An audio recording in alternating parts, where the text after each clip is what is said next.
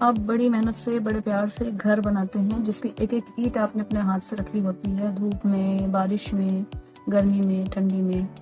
अब वो घर बन करके तैयार हो गया है और उसके अंदर सारी फैसिलिटीज हैं। वहाँ आपने अपनी ईमानदारी की जमा पूंजी भी संभाल के रखी है, लेकिन अब उस घर में आपको रहने का अधिकार नहीं है।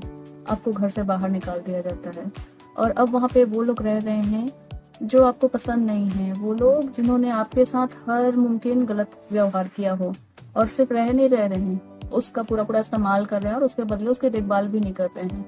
वहाँ पे कुछ टूट फूट रहा है तो उसकी मरम्मत भी नहीं कर रहे हैं। जो ईमानदारी की जमा पूंजी आपने संभाल के रखी थी उसको तो वो पूरा खा गए। और अब वहाँ हर रोज झगड़े हो रहे हैं, अशांति है, डर है, गुस्से का माहौल हो, और आप इतने बेबस हो कि इस बारे में आप कुछ कर ही ना सकें।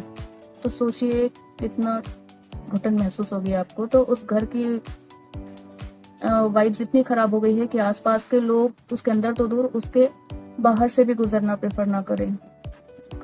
तो ये सेम चीजें ना आप अपने साथ कर रहे हैं जब हम अपने ही अंदर अपने लिए स्पेस नहीं छोड़ते। कैसे?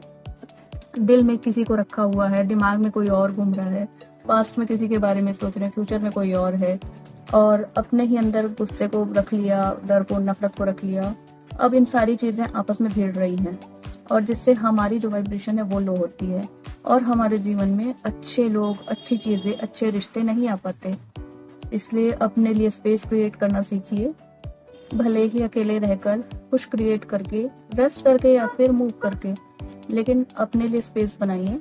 तभी आपके जीवन में अच्छी चीजें हो पाएंगी, तभी आपके जीवन में पीस, जॉय, क्लैरिटी, वो सारी चीजें आ पाएंगी और जो आप चाहते हैं वो सारी चीजें आ पाएंगी आपके लिए।